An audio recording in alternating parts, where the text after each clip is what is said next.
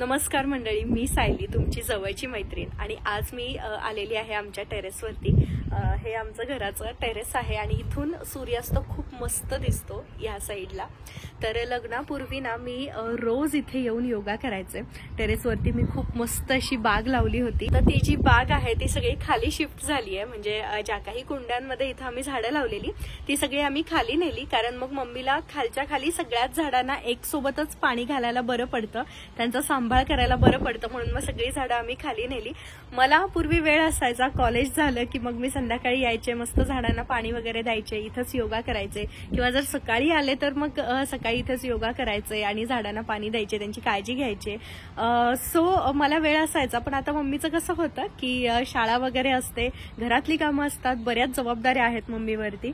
So त्यामुळे तिला शक्य होत नाही रोज एवढं वर खाली करणं, म्हणून मग आम्ही बाग जी होती ती सगळी खाली शिफ्ट केली. तर बऱ्याच दिवसांपूर्वी मला अशी एका ताईंची कमेंट आली होती की जर तुझं स्पिरिच्युअल रुटीन असेल तर ते शेअर कर, बघायला आवडेल म्हणून.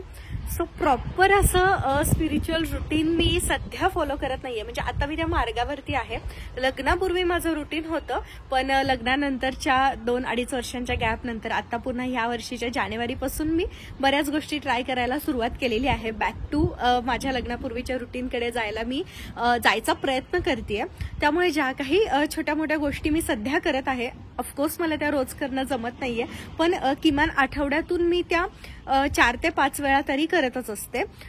काही गोष्टी मी रोज करते, काही गोष्टी मी आठवड्यातून 3-4 वेळा करते.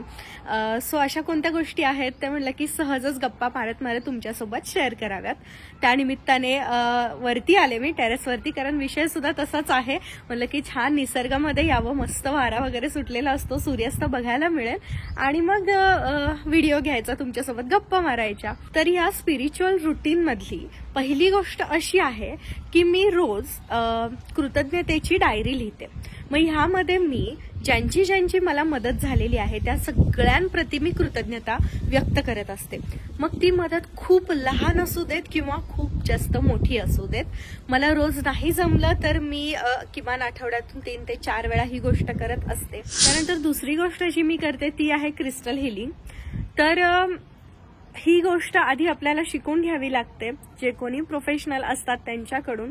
सो मी पहिल्यांदा आमच्या ओळखीच्या एक आंटी आहेत ज्या खूप मस्त हिलिंग देतात आणि त्यांच्याकडून मी सेशन्स घेतले आणि त्यानंतर मग मी हिलिंगला सुरुवात केली आहे. पूर्वी मी रोज करत होते जानेवारी महिन्यामध्ये, पण आता जरा कामाचा व्याप वाढल्यामुळे ऍटलिस्ट 2 दिवसातून एकदा तरी मी करत असते. त्यानंतर तिसरी गोष्ट मी करते ती वेगवेगळ्या मंत्रांचा मी जप करते.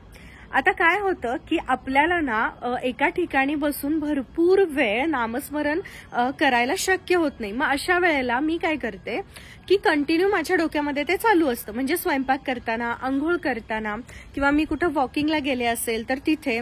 सो मी फक्त ते मनामध्ये बोलत राहण्याचा प्रयत्न करते, कंटिन्यू ते बोलत राहते. विश्व प्रार्थना जी आहे, सद्गुरू वामनराव पैंची जी सांगतात ती विश्व प्रार्थना आहे, ती सुद्धा मी सतत बोलत राहते. त्याने सुद्धा मला खूप जास्त छान वाटतं, खूप जास्त फायदा होतोय त्या गोष्टीचा. आणि जे काही व्हिडिओज असतात आपल्या युट्यूबवरती, गौर गोपालदास असतील, त्यानंतर सद्गुरू वामनराव पै असतील, त्यानंतर ब्रह्माकुमारी शिवानी असतील, या सगळ्यांचे व्हिडिओज मी पाहते, ते फॉलो करते. त्याचबरोबर रात्री झोपण्यापूर्वी सुद्धा मी काही गोष्टी करते, ते मी एका व्हिडिओतून शेअर केलेलं आहे. ते ऍक्च्युली मला रोज शक्य होत नाहीये. पूर्वी मी रोज केलं, जानेवारी महिन्यामध्ये मी ते रोज केलं, पण आता जरा मी मगाशी म्हणलं तसं कामाचा व्याप वाढलाय, त्यामुळे डेली नाही होत, पण आठवड्यातून 2-3 वेळा तर मी ते करतच असते. वॉटर टेक्निक असेल, पाण्याची जी टेक्निक आहे लॉ ऑफ अट्रॅक्शनची, ती टेक्निक मी वापरण्याचा प्रयत्न करते. ती कशी वापरायची वगैरे सगळं मी त्या व्हिडिओमध्ये शेअर केलेलं आहे. त्यानंतर सगळ्यात महत्वाची गोष्ट म्हणजे मेडिटेशन. आता मेडिटेशनची मला इतकी सवय झाली आहे आणि त्याचे मला इतके फायदे जाणवत आहेत की जर मी मेडिटेशन केलं नाही तर माझं डोकं म्हणजे असं पळायला लागतं सगळीकडे, काय करू, काय करायचंय काहीच कळत नाही. त्यामुळे ती स्थिरता येण्यासाठी मला ध्यान करावंच लागतंय. ते खूप जास्त गरजेचं झालंय माझ्यासाठी आता. सो एखाद्या गोष्टीची आपल्याला सवय लागली ना की मग सवय लागली म्हणण्यापेक्षा त्याचे फायदे जर आपल्याला कळायला लागले ना तर मग आपण आपोआपच त्याच्याकडे खेचलो जातो. होतो. म्हणजे पूर्वी सुद्धा मला असं व्हायचं की खूप जास्त विचार यायचे डोक्यामध्ये, पण त्याच्यावर उपाय काय हे माहितीच नव्हतं ना. ते विचार यायचे आणि मी तशीच जगत होते. पण आता मला त्याच्यावरती उपाय सापडलाय. सो हे विचार खूप जास्त यायला लागले की मी 5 मिनिटं ध्यानाला बसते, मग छान वाटतं. मग पुन्हा जर तसं कधी घडलं, खूप जास्त विचार यायला लागले, विचारांचा मारा व्हायला लागला की मी सगळं सोडते आणि ध्यानाला बसते, कारण आता त्याच्यावरचा उपाय माहिती झालाय. सो ह्या गोष्टी मी करतेय सध्या सुरुवातीला मी ह्या ज्या 4-5 ठराविक गोष्टी आहेत ह्यांची सवय लावून घेतेय. एकदा का ह्या माझ्या लाईफस्टाईलचा भाग झाला ना, मग पुढच्या टप्प्याकडे वळायचं.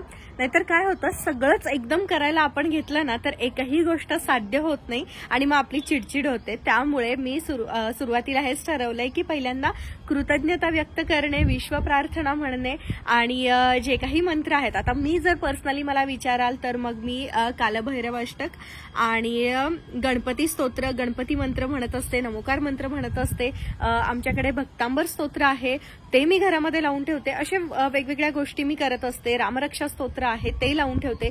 सकाळचे श्लोक, संध्याकाळचे श्लोक हे कंटिन्यू माझ्याकडे चालूच असतं आणि जास्तीत जास्त स्पिरिच्युअल गोष्टी वाचायचा प्रयत्न करते, जेणेकरून सगळ्या गोष्टींचं डीप नॉलेज मिळेल, थोडंसं समाधानकारक आयुष्य आपण जगू शकू. कारण जर पाहायला गेलं ना तर ह्या जगामध्ये भरपूर अशा गोष्टी आहेत ज्या आपल्याला दुःखी करत असतात, पण मानलं तर सुख आहे. आणि माझ्यासाठी सुख म्हणजे काय तर निवांतपणा, डोक्याची शांतता, मस्त पुस्तकं वाचत बसणे, लिखाण करणे आणि तुमच्यासोबत गप्पा मारणे. मला असं वाटतं की आपल्याला ज्या गोष्टी आवडतात त्या जर गोष्टी आपण केल्या तरी सुद्धा आपल्याला एक समाधान मिळतं, मानसिक शांतता मिळते आणि आपल्या आवडणाऱ्या गोष्टी करणं हा सुद्धा एक स्पिरिच्युअल रुटीनचा भाग होऊ शकतो असं मला वाटतं. असं माझं पर्सनल मत. एक गोष्टी मी नवीन शिकत गेले, नवीन ऍड करत गेले ह्यामध्ये, तर ऑफकोर्स तुमच्यासोबत मी शेअर करणारच आहे. पण आधी त्या गोष्टींचा मी स्वतः एक्सपिरियन्स घेते आणि मग माझ्या रुटीनचा भाग झाला की मग मी व्हिडिओतून शेअर करत असते. खरं सांगायचं तर माझ्यामध्ये प्रचंड बदल झालेला आहे. ह्या 2 महिन्यामध्ये मी इतकं डेडिकेशन देऊन सगळ्या गोष्टी केलेल्या आहेत ना, कारण मला काहीही करून पूर्वीची सायली व्हायचं होतं जी मी लग्नाआधी होते. ऑफकोर्स प्रत्येक मुलगीचं जे आयुष्य आहे ते लग्नानंतर अचानक बदलतं आणि त्यामुळे खूप चेंजेसना सामोरं जावं लागतं. आपलं जे रुटीन आहे, आपण जे ओरिजिनल असतो ते आपण त्याचा विसर पडतो त्या सगळ्या गोष्टींचा, पण पुन्हा एकदा ट्रॅकवर यायची जबाबदारी ही आपलीच असते आणि आता मी माझी जबाबदारी घेतलेली आहे. मला प्रचंड फरक जाणवतोय. विचारांनी समृद्ध होतीये मी. त्याचबरोबर ज्या काही गोष्टी मला हव्यात त्या सगळ्या आपोआप आपल्याकडे यायला लागतात, कारण एकदा आपला ऑरा क्लीन झाला ना, आपला ऑरा स्ट्रॉंग झाला ना की सगळंच सुरळीत घडायला लागतं. आणि दुसरा मुद्दा हा की जेव्हा आपण असे रुटीन फॉलो करतो किंवा स्वतःच्या थोड्याशा स्पिरिच्युअल ग्रोथकडे आपण लक्ष देतो ना, त्यावेळेला आपण इतरांकडे काहीच अपेक्षा ठेवत नाही आणि त्यामुळे आपण जास्तीत जास्त सुखी होतो असं मला वाटतं. पण जर ध्यानाला सुरुवात केली आणि आपण कोण आहोत हे जर आपल्याला कळायला लागलं, आपण स्वतःच्या आतमध्ये शिरायला लागलो की मग आजूबाजूचं सगळं जे आहे, जे बिघडलेलं आहे ते आपोआपच सुरळीत व्हायला मदत होते. किंवा आपल्याला फक्त पॉझिटिव्हच दिसत असेल, असंही होत असेल, जे काही होतं माहिती नाही, जादू होते आणि ती जादू सध्या मी एक्सपिरियन्स करत आहे. आणि जे काही मला एक्सपिरियन्स येत आहेत, अनुभव येत आहेत, ते मी तुमच्यासोबत ऑफकोर्स शेअर करतेच आहे. आणखी मी काही नवीन शिकले तर ते सुद्धा तुमच्यासोबत शेअर करेन.